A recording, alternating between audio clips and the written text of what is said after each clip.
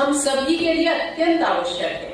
जरूरी है कि भाषा को सरल और सहज रूप में प्रयोग किया जाए। जो अभी सुबह भी बात हो रही थी कि जितना हम भाषा को सरल और सहज रूप में प्रयोग करेंगे उतना ही इसका व्यापक प्रयोग हम परिलक्षित कर सकते हैं।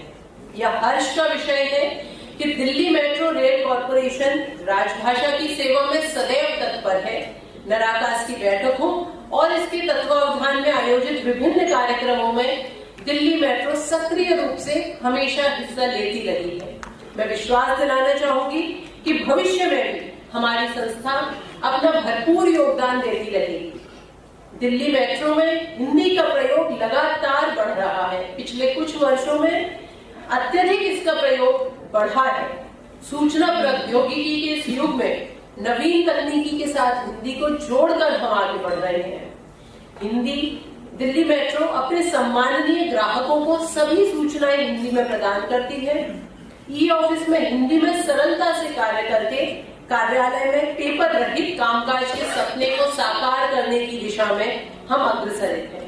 हमारे यहाँ वर्ष भर राजभाषा संबंधी कार्यक्रम आयोजित किए जाते रहते हैं।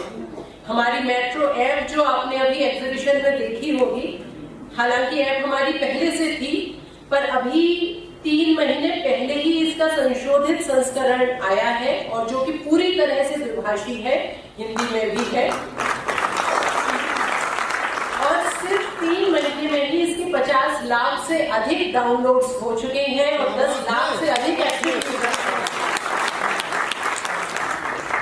मुझे पूरा विश्वास है कि हम सभी अपने अपने कार्यालयों में राजभाषा विभाग गृह मंत्रालय द्वारा जारी वार्षिक कार्यक्रम में निर्धारित लक्ष्यों को प्राप्त करने हेतु व्यक्तिगत रुचि लेकर और स्वयं हिंदी में कार्य करके अनुकरणीय उदाहरण प्रस्तुत कर सकते हैं।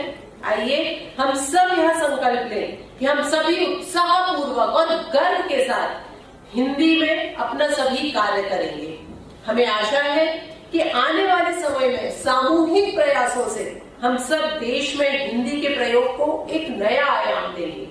जरूरत है सिर्फ हम न भूलें कि ये हिंदुस्तान है, इस देश की संस्कृति और भाषा महान है, जहाँ भारतेंदु, सूर, निराला और कबीर, महादेवी और दिनकर का आह्वान है। उन्नति की राह निश्चित ही प्रशस्त है यदि मन में अपनी भाषा का सम्मान है। हिंदी प्रवाह की मधुर बयार संपूर्ण विश्व में लहराएगी।